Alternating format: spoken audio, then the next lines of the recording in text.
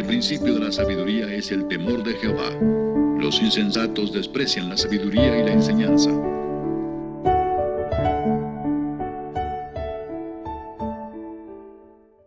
Entonces, entre más rectángulos tengamos, pues más precisa va a ser el área o más aproximada va a ser el área de los rectángulos al área de la curva. Pero con esto que vamos a hacer ahorita, con este análisis, vamos a llegar a una expresión en donde se nos va a permitir calcular de manera exacta el área debajo de la curva. ¿Por qué? Porque vamos a usar infinitos rectángulos, ¿de acuerdo? Bueno, entonces vamos a iniciar ese análisis.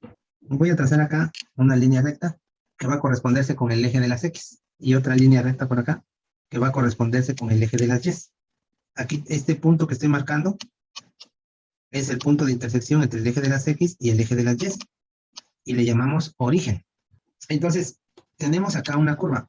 Esta curva se representa por una función, y no voy a hablar de una función en particular, sino que de manera general voy a representar esa curva como f de x. Me interesa una parte de esa curva, no toda.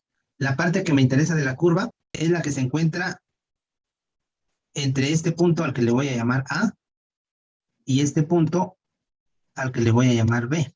Entonces, del eje X me interesa solamente lo que está entre A y B, incluyendo a A y a B. Tenemos entonces un intervalo, el intervalo A, B. Como estamos hablando de áreas, entonces el método para calcular el área debajo de esa curva, que se encuentra delimitado también por el intervalo AB, empieza subdividiendo el intervalo AB en una cantidad de partes que ustedes determinen. ¿En cuántas partes vamos a dividir el intervalo AB? N. Así la N. ¿Verdad? Entonces, N es el número de subintervalos en los que quiero dividir al segmento AB. ¿Cómo quedaría expresada la longitud de cada uno de esos subintervalos? Expresado de esta manera, B menos A nos da como resultado la longitud del intervalo AB. Ahora, dividiendo eso entre N, nos da como resultado la longitud de cada subintervalo. Entonces, voy a ir señalando de manera hipotética la posición de los distintos puntos que determinan esos subintervalos. Entonces voy a marcar acá un punto, voy a marcar acá otro punto y acá otro punto. Ahora es importante establecer la posición de esos puntos, ¿vale? Entonces, como en el eje tenemos valores de X, a este punto vamos a decirle que está ubicado en la posición X sub 1. El siguiente punto está ubicado en la posición X sub 2. El otro punto está ubicado en la posición X sub 3. ¿De acuerdo? Así sucesivamente, hasta este otro punto. Díganme ustedes qué posición ocupa ese punto en el eje X. ¿Cómo le llamaríamos a esa posición? XN. X sub n. Muy bien, entonces aquí tendríamos al punto X sub n. Voy a ponerle acá que X sub n es igual al valor B. Entonces, a ese último punto le podemos llamar X sub n y también le podemos llamar B. Muy bien. Entonces, ¿cómo le llamaríamos al punto A? A X sub 0. ¿Vale? Entonces, el primer punto coincide con el extremo izquierdo. Se llama A y también le podemos llamar X sub 0. X sub 0 representa la coordenada en X de ese punto. Al último punto le llamamos B, también le podemos llamar X sub n. Ahora, ¿me podrían decir ustedes cómo le llamaríamos al punto que está antes del último? X sub N menos 1. Así le llamaríamos, ¿verdad? X sub n menos 1. A esto que estamos haciendo se le llama particionar el intervalo. Y vamos a aprovechar esto que estamos comentando para introducir un punto de partición que va a tener mucha relevancia en este análisis. A ese punto lo voy a dibujar acá. Ese punto se encuentra, digamos, en la parte intermedia, entre los primeros y los últimos. Y a ese punto le vamos a llamar X sub I. Y de manera general le decimos el punto yésimo. Este es el punto enésimo. Este será entonces el punto yésimo. ¿Cómo le llamaremos al punto que está después de ese? Punto yésimo más 1. Sería Más X sub I más 1. ¿Y el previo? X sub I menos 1. X sub I menos 1. Esto que estamos haciendo es generar la partición del intervalo AB. Tenemos el primer punto que es X sub 0. El segundo punto que es X sub 1. El tercer punto al que le llamamos X sub 2. El cuarto punto al que le llamamos X sub 3. Así sucesivamente hasta los puntos intermedios, que sería x sub i menos 1, x sub i más 1, así sucesivamente hasta el penúltimo punto, que sería x sub n menos 1, y el último punto que sería x sub n, que corresponde al extremo b. Bueno, ya está la partición. Todos los subintervalos que están ahí miden lo mismo. La medida de cada uno de ellos está determinado por esta expresión. Y vamos a usar una simbología propia para la medida de las longitudes de los subintervalos. Vamos a usar una letra griega a la que le vamos a llamar delta, y vamos a usar x para indicar la medida de la longitud de cada uno de esos subintervalos. Entonces, de aquí a aquí tenemos un subintervalo. ¿Cuánto mide la longitud de ese subintervalo? Mide delta x. Tenemos aquí la medida o la longitud del segundo subintervalo. ¿Cuánto mide esa longitud? También mide delta x. Tenemos aquí la longitud del tercer subintervalo y también mide delta x. ¿Cuánto mide entonces la longitud de este otro subintervalo? Delta X. También mide delta x. ¿Sale? Y la longitud de este último subintervalo también es delta x. Todos miden delta x, ¿sale? Entonces ponemos los puntos suspensivos para indicar que de manera sucesiva se repite ese valor. ¿De acuerdo? Bueno, ahora miren, ya tenemos la medida de delta x, es la medida de cada subintervalo. Como lo que queremos hacer es usar rectángulos para calcular de manera aproximada el área debajo de la curva, entonces tenemos que empezar a trazar los elementos que nos van a ayudar a visualizar esos rectángulos. Y esos elementos van a ser líneas rectas. Entonces, miren, voy a trazar líneas rectas. Primero para indicar de dónde a dónde nos interesa calcular el área debajo de la curva. Y para eso voy a trazar esta línea. ¿Sale? Y luego esta otra. Muy bien. Ahí hemos trazado las líneas que definen el intervalo. ¿Sí? Bueno, la primera se define mediante la siguiente expresión o la siguiente ecuación. Decimos que la ecuación de la línea de la izquierda es x porque atraviesa el eje x en el punto x sub 0. La última tiene como ecuación x porque atraviesa el eje x en el punto x sub n. Entonces ahora voy a trazar las demás líneas. Aquí está esta. ¿Cuál es la ecuación de esta línea? Es x igual a x sub 1. Voy a trazar la segunda recta, o la tercera mejor dicho, y su ecuación sería x igual a x sub 2. Voy a trazar esta otra, y su ecuación sería x igual a x sub 3. Bueno, así sucesivamente. Entonces aquí estaría trazando las rectas, x igual a x sub i menos 1 y x igual a x sub i. Aquí estaría trazando otra recta. Entonces, esas rectas van a formar lo que llamaremos bandas.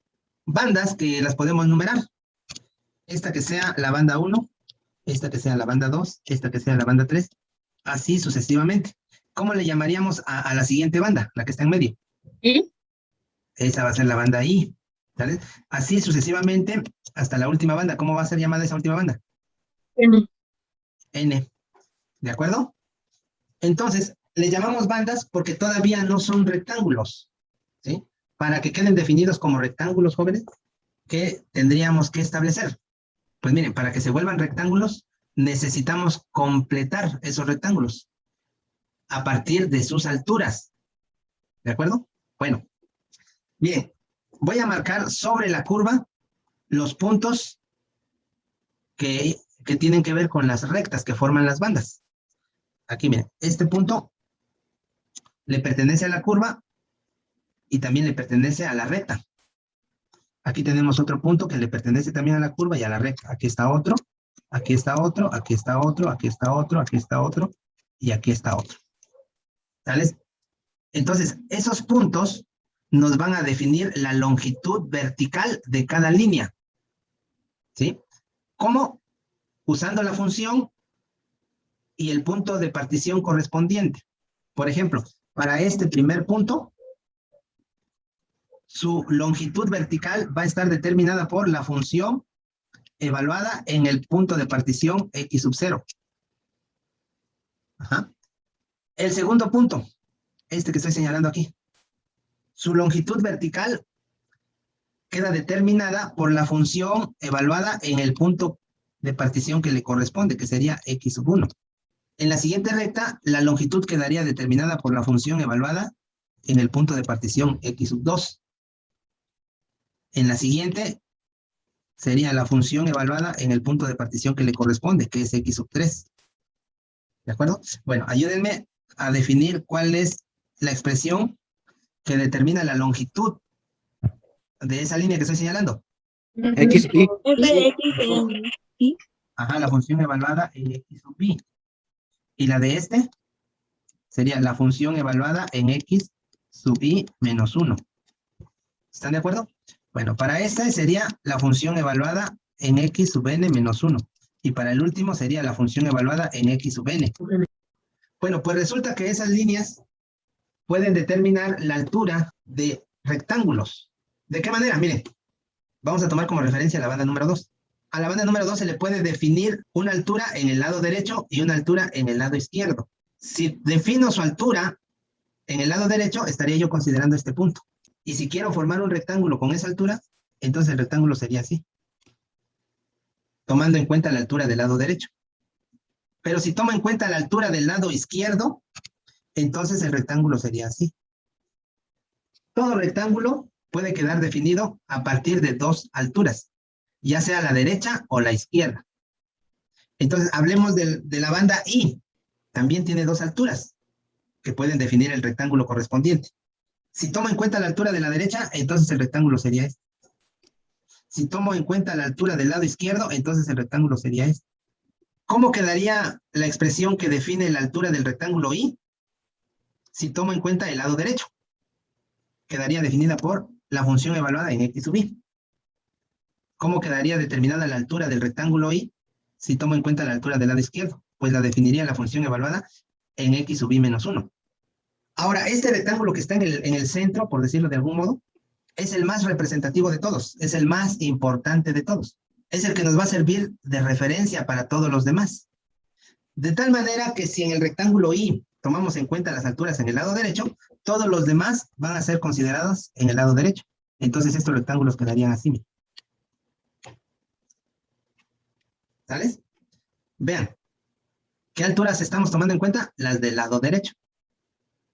¿Sí? ¿Quién determina eso? El rectángulo I. Si en el rectángulo I tomamos en cuenta las alturas del lado izquierdo, todos los demás se tienen que sujetar a esa situación. Entonces, el primer rectángulo quedaría así.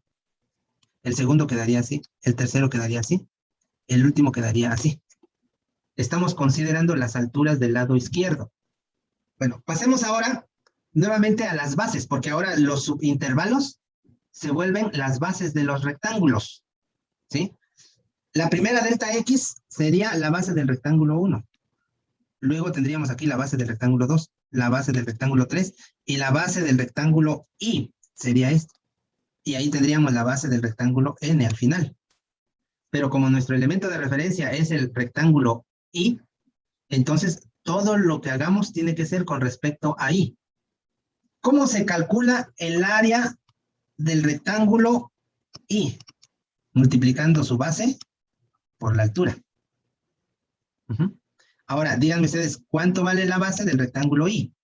Delta X de Delta I. X. Ajá, vale, delta X, I. Eso vale la base del rectángulo I. ¿Y cómo queda expresada la altura del rectángulo I? Ahí nos vamos a detener. Y tenemos que ser más específicos. Ahí sería necesario aclarar lo siguiente. Que me preguntaran, ¿qué alturas? ¿La de la derecha o la de la izquierda? ¿Sí? Porque podemos tomar cualquiera de las dos. Si yo les digo que tomemos en cuenta las alturas del lado derecho, entonces, ¿cómo quedaría definida esa altura? Evaluando la función en X. Muy bien, quedaría la función evaluada en X sub i.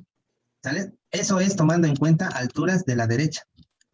Alturas, lado derecho. Y si les pido que tomen en cuenta las alturas del lado izquierdo, entonces el área de ese rectángulo quedaría como delta X sub i multiplicada por ¿quién?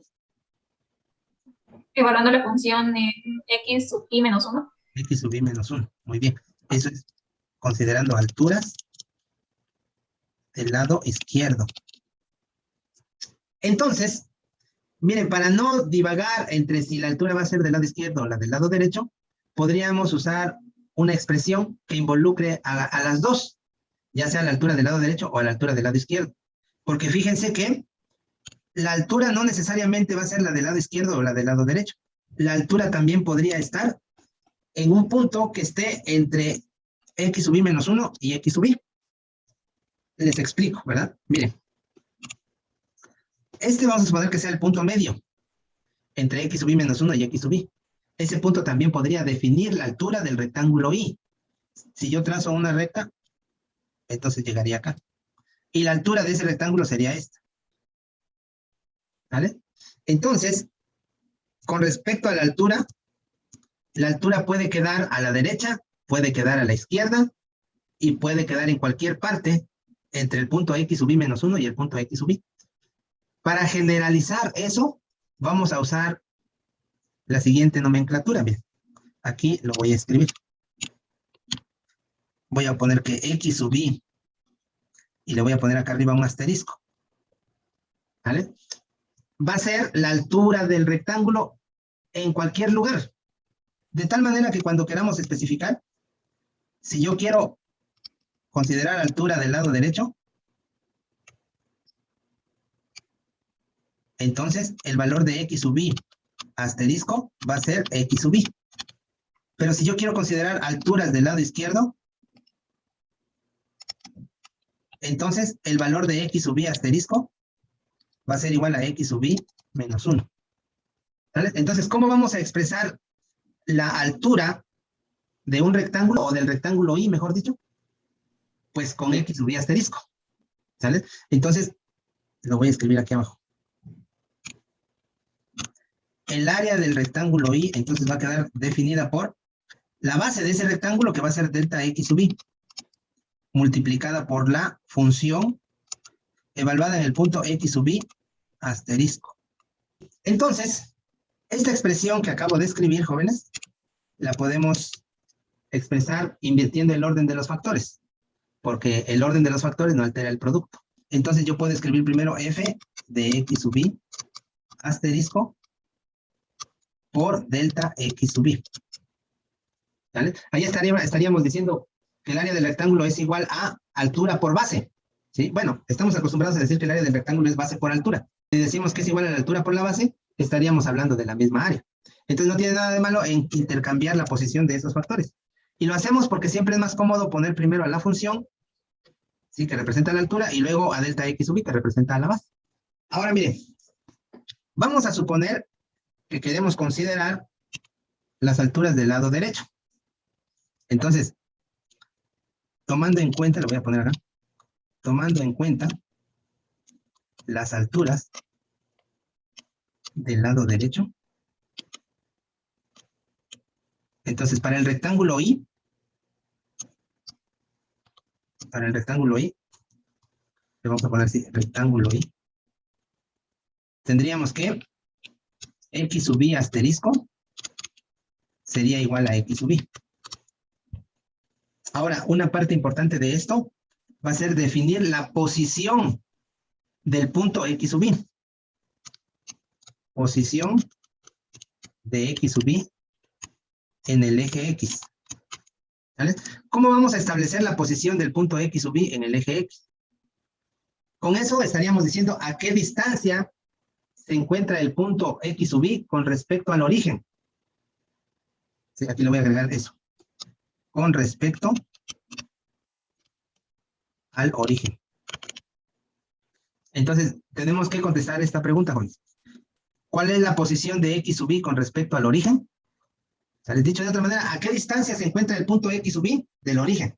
Bueno, pues lo vamos a hacer de esta manera, miren. ¿Sí? Observen. Aquí tenemos nosotros al punto A. ¿Por qué se llama punto A? Porque se encuentra a una distancia A del origen. Esta distancia es A. Si dijéramos que este punto está en el punto 5, ¿a qué distancia se encuentra ese punto del origen? Pues a 5 unidades, ¿no? Pero aquí no estamos hablando de un número específico, estamos hablando de una letra que representa ese valor, que sería A. Entonces, ¿a qué distancia se encuentra este punto del origen? A unidades, así lo diríamos. Ahora díganme, ¿a qué distancia se encuentra este punto del origen? ¿Cómo definimos la posición de ese punto que acabo de marcar? Bueno, vamos a hablar primero de la posición de los demás puntos. X sub 0 se encuentra a una distancia A del origen. X sub 1, fíjense cómo lo vamos a expresar, se encuentra a la distancia A más la longitud del primer segmento, que sería delta X. Esa es la longitud del primer segmento. Aquí la calculamos, miren. ¿Vale? Muy bien. Ahora, ¿a qué distancia se encontrará este punto del origen? Y se encuentra a una distancia A más la longitud del primer segmento más la longitud del segundo segmento, que también es delta X. Ahora, vamos a ver a qué distancia se encuentra este punto del origen.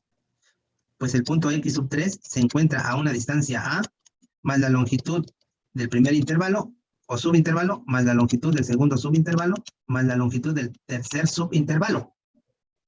¿Sí?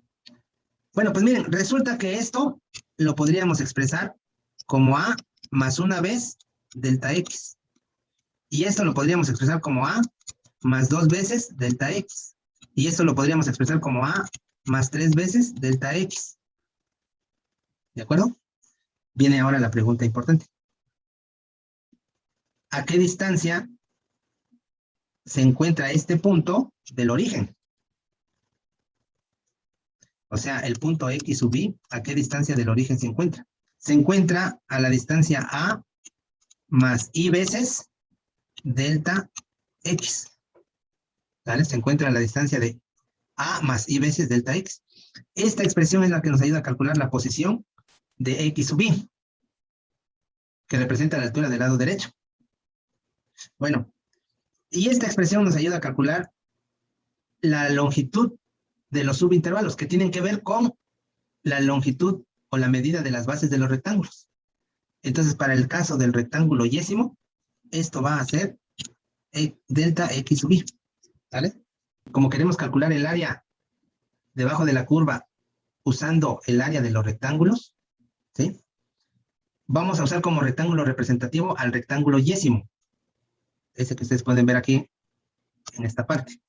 Entonces, con respecto a ese rectángulo, les digo, el área se calcula multiplicando la altura, que es la función evaluada en X sub I asterisco, por la base de ese rectángulo, que sería delta X sub I. Ahora, ese rectángulo representa las condiciones en que se deben encontrar todos los demás rectángulos.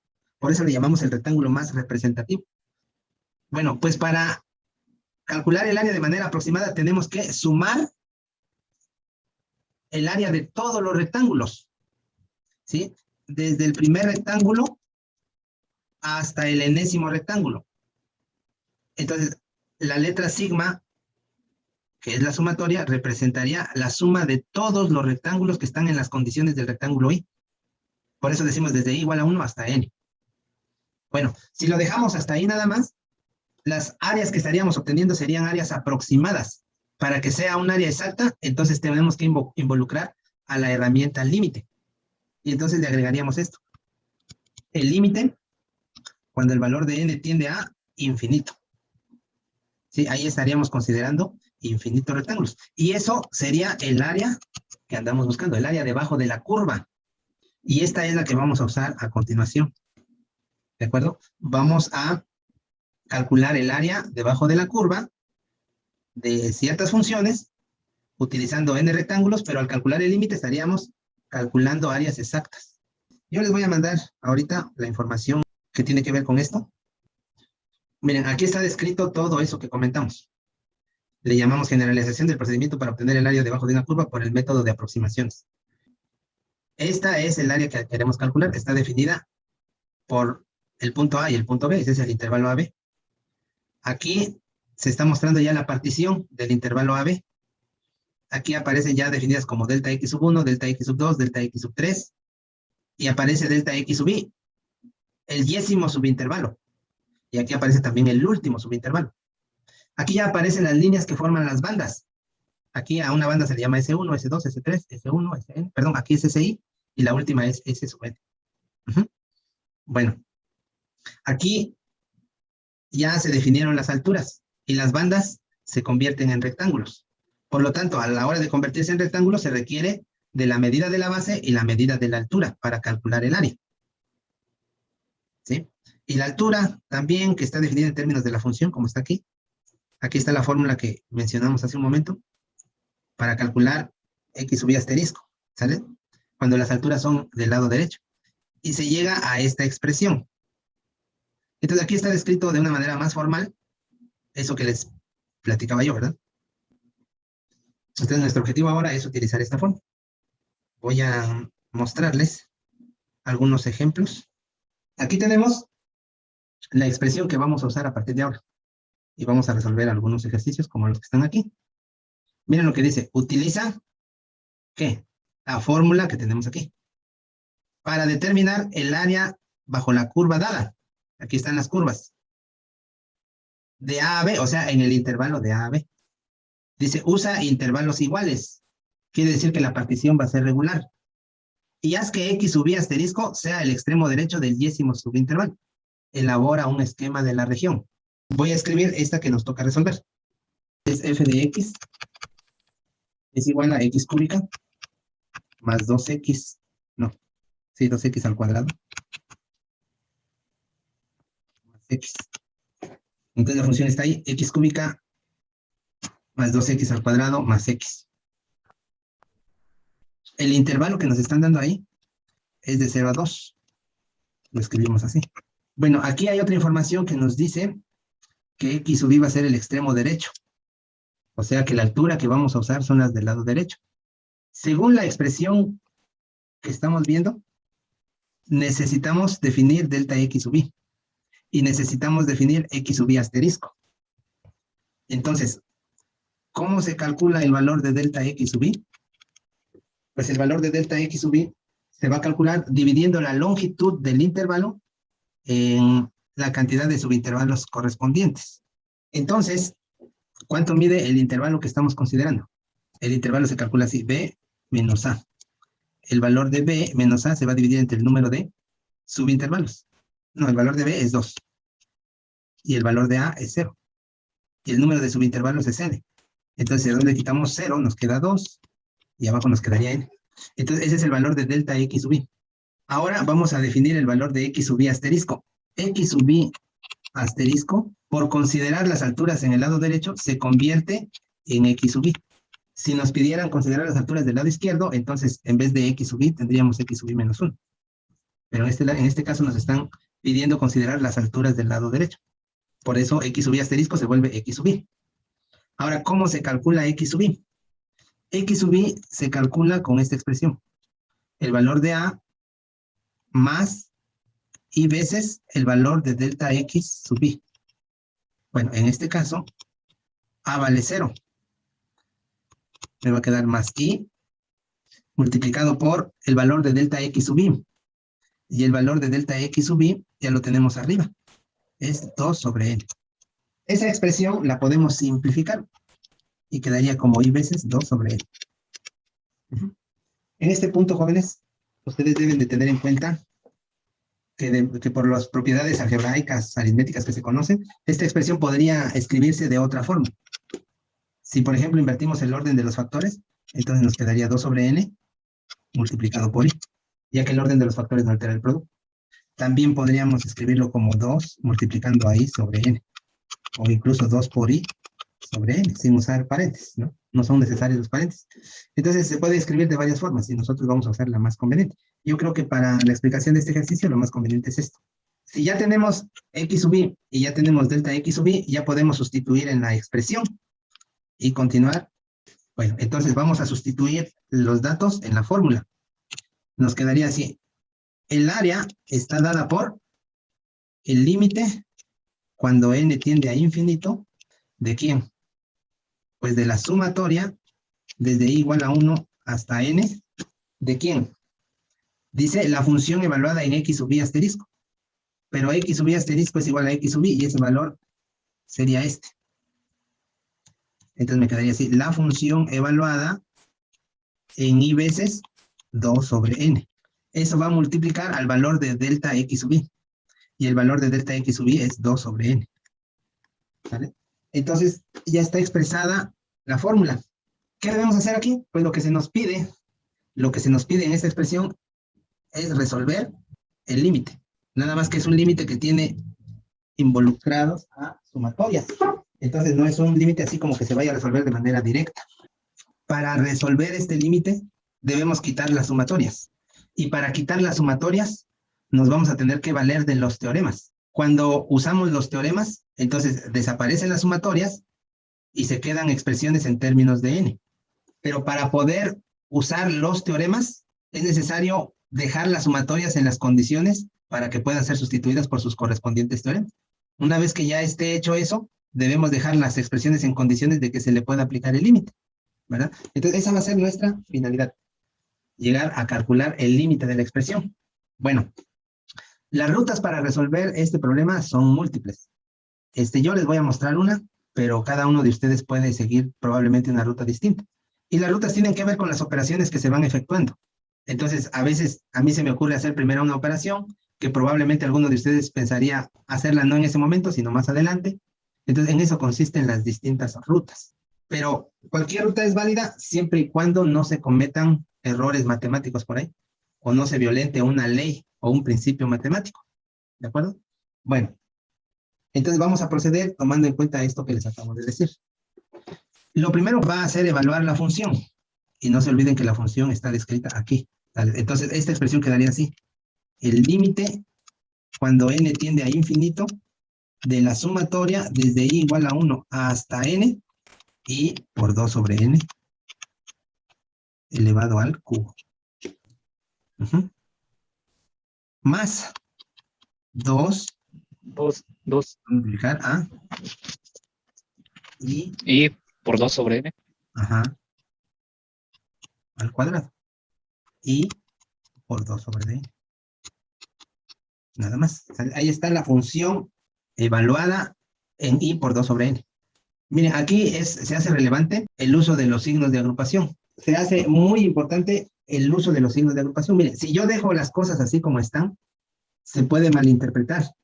Podríamos pensar que el límite solamente se le va a aplicar a esto, pero no, el límite se le va a aplicar a toda la expresión y la sumatoria también, ¿verdad? Entonces aquí voy a utilizar llaves para indicar que tanto el límite como la sumatoria le afecta a todo. Ahora, todo eso va a estar multiplicado por 2 sobre n, como lo tenemos aquí. Hecho ese comentario, observamos la expresión y determinamos qué vamos a hacer con ella. Bueno, yo voy a mostrarles una ruta. Si ustedes siguen otra ruta y no cometen ningún error matemático, pues es válido. Yo ahorita lo que les sugiero es lo siguiente, que este 3 le afecte a todo lo que está dentro del corchete. Hacer esa operación, pues también esta, en donde el 2 le afecta a todo esto, ¿verdad? Entonces, considerando eso, ¿cómo quedaría la expresión? Quedaría el límite cuando n tiende a infinito de la sumatoria desde i igual a 1 hasta n.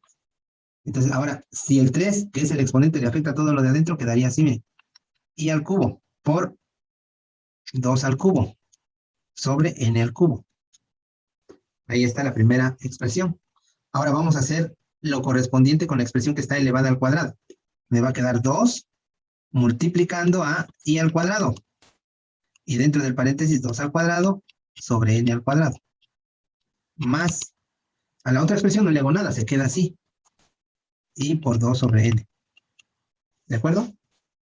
Muy bien, entonces, aquí le pongo, aquí van unos corchetes, aquí le voy a poner sus llaves. Todo eso multiplicado por 2 sobre n. Lo que voy a hacer a continuación es aplicar un teorema de las sumatorias, que nos dice que si tengo estos términos y una sumatoria, podemos desglosarlo de tal manera que a cada término se le aplique una sumatoria. Entonces, esta sumatoria le va a afectar al primer término, al segundo término y al tercer término. ¿Vale? Entonces me va a quedar así, miren. Esto como el límite, cuando n tiende a infinito, de la sumatoria desde i igual a 1 hasta n del primer término, que sería i cúbica multiplicada por 2 al cubo es 8. Y abajo le pongo n cúbica. Ahí está la primera sumatoria.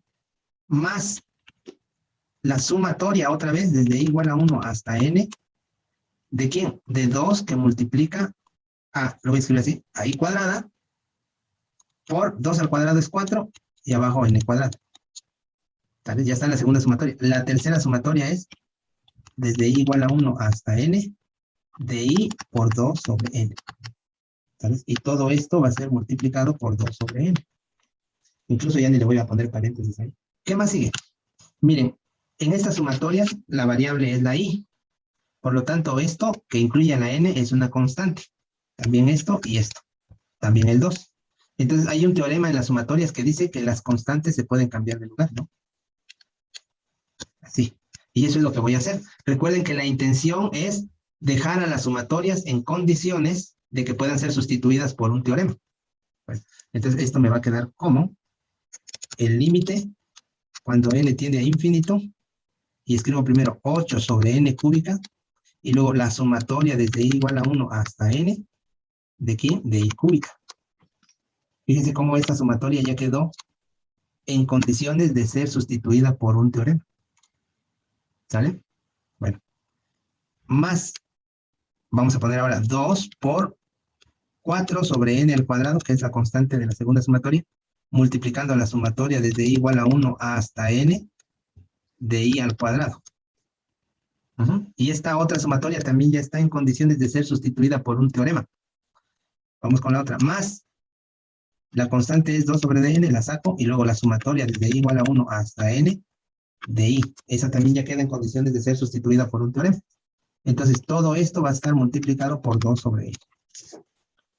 En el siguiente paso, sustituyo esto por el teorema que le corresponda, esto por el teorema que le corresponda, y esto por el teorema que le corresponda. Entonces va a quedar así.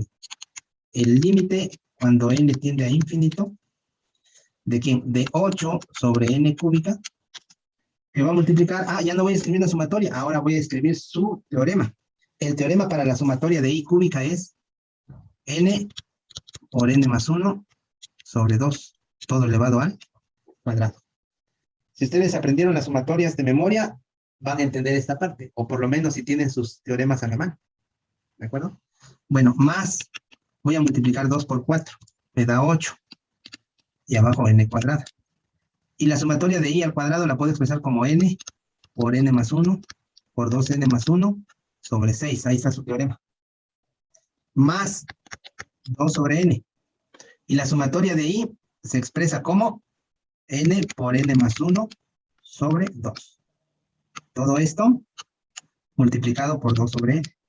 En este punto se puede observar que ya no aparecen las sumatorias. Ya todas las sumatorias fueron sustituidas por sus correspondientes teoremas. Y todo ya queda expresado en términos de n. Ya desapareció la i. Entonces, nos podríamos preguntar si ya podemos calcular el límite. Todavía no. Si lo calculamos así como está, el límite se indeterminaría. Entonces, mejor vamos a hacer operaciones, simplificar varias cosas, hasta poner las expresiones en una condición tal a la que se le pueda ya aplicar el límite, ¿verdad? Bueno, ¿qué vamos a hacer primero? Miren, voy a escribir el límite cuando n tiende al infinito. ¿De quién? De 8 sobre n cúbica. ¿Vale? Algo aquí ya es.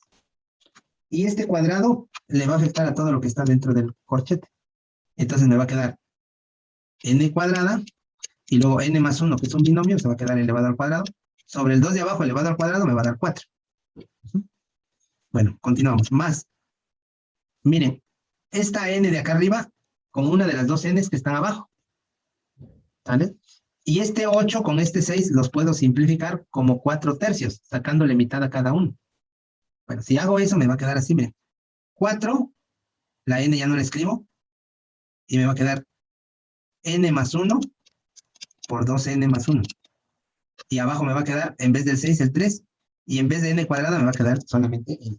Muy bien. Más, continúo con el otro término. Este 2 se anula con este 2, y esta n se anula con esta n. ¿De acuerdo? Muy bien. ¿Y qué nos queda? Pues nada más nos queda n más 1. Todo eso multiplicado por 2 sobre n. Ahora seguimos haciendo simplificaciones. Entonces esto va a quedar como el límite cuando n tiende a infinito. Si divido este 8 entre este 4, el resultado que voy a obtener es 2. Si simplifico esta n con esta n cúbica, se desaparece la n cuadrada de arriba, y la n cúbica de abajo se va a convertir en una sola n. Y si desarrollo este binomio, me va a quedar así. El cuadrado del primero, más el doble producto del primero por el segundo, más el cuadrado del segundo. Todo sobre una sola n. Era n cúbica, pero como se anularon 2 de abajo con 2 de arriba, por eso queda solamente una n. Ahora, en este caso voy a multiplicar el 4 por n por 2n. Nos daría 2n al cuadrado. Y luego n por 1 nos daría n. Y luego 1 por 2n nos daría 2n. Y luego 1 por 1 nos daría 1. Y abajo quedaría 3n. Más n más 1. Todo multiplicando a 2 por n. ¿Sale? ¿Qué vamos a hacer ahora? Voy a multiplicar el 2 por todo lo que está dentro del paréntesis y el 4 también. Y voy a sumar estos dos. ¿Vale? Esto me va a quedar así. El límite cuando n tiende a infinito. ¿De quién? De 2 por n al cuadrado, 2n al cuadrado. Y 2 por 2n, 4n. Y 2 por 1, 2. Todo sobre n. Más 4 por 2, n al cuadrado me daría 8n al cuadrado. N más 2n nos va a dar 3n. Por 4 nos daría 12n. Y 4 por 1 nos da 4. Todo entre de 3n. Más n más 1. Todo esto multiplicado por 2 sobre n. Ajá. Ahora, lo que me conviene hacer es separar, ¿verdad? Esta n le afecta a los 3 de arriba. Esto le afecta a los 3 de arriba. ¿Vale? Entonces me va a quedar así.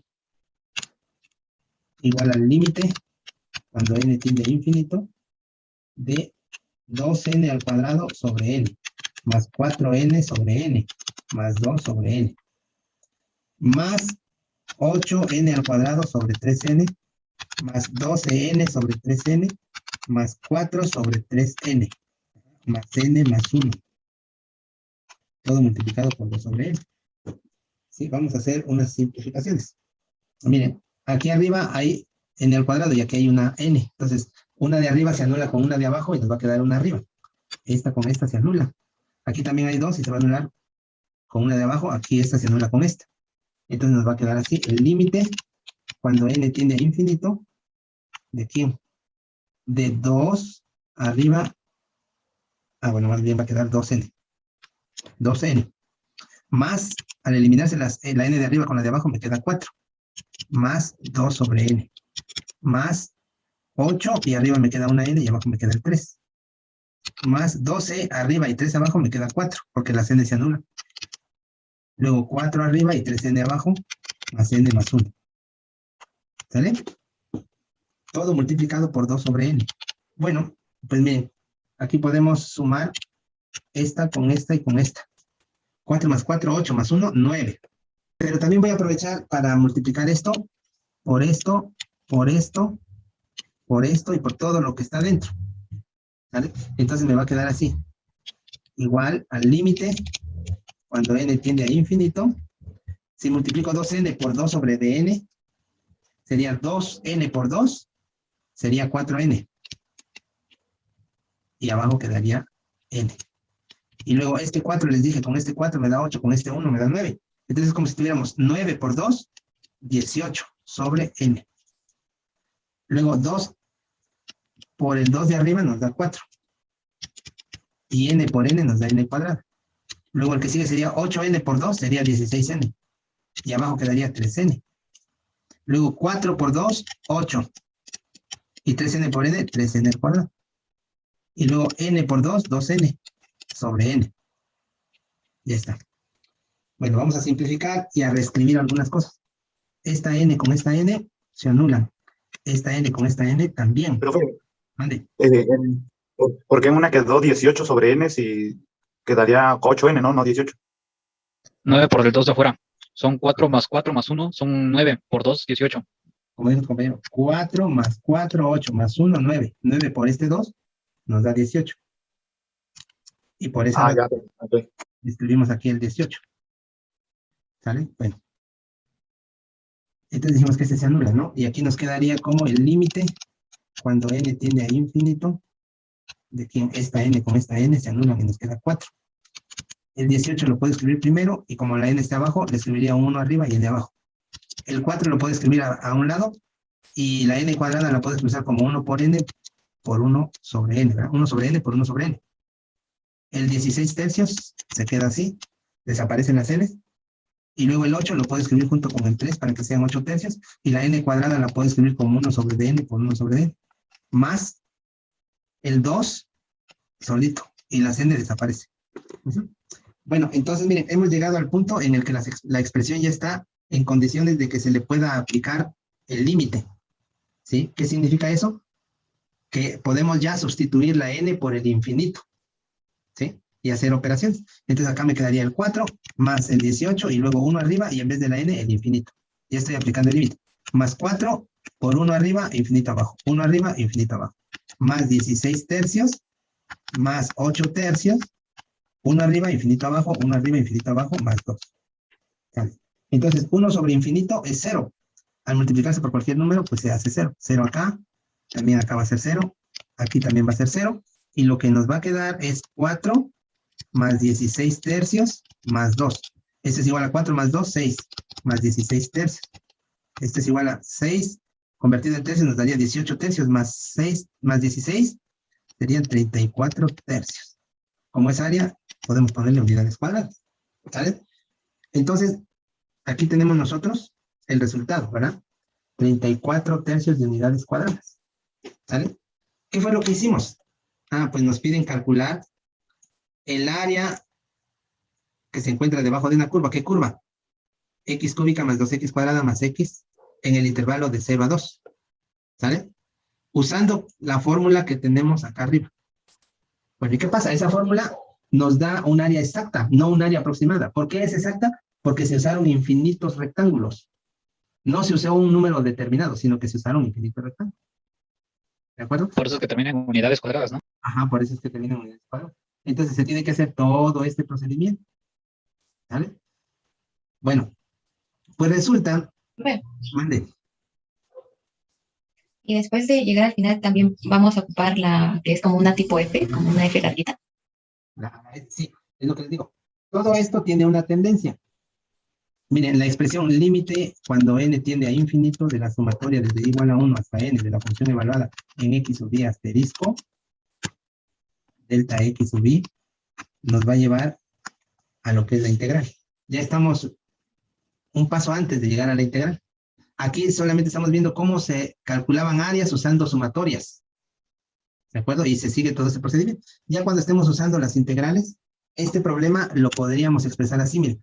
El área es igual a la integral en el intervalo de 0 a 2 de la función x cúbica más 2x al cuadrado más x. Esa es la altura multiplicado por la base, que sería dx.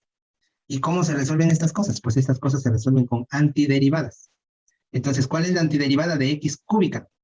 La antiderivada de x cúbica es un cuarto. Un cuarto. Es cuarta. La antiderivada de 2x cuadrada quedaría como 2 sobre 3 de x al cubo.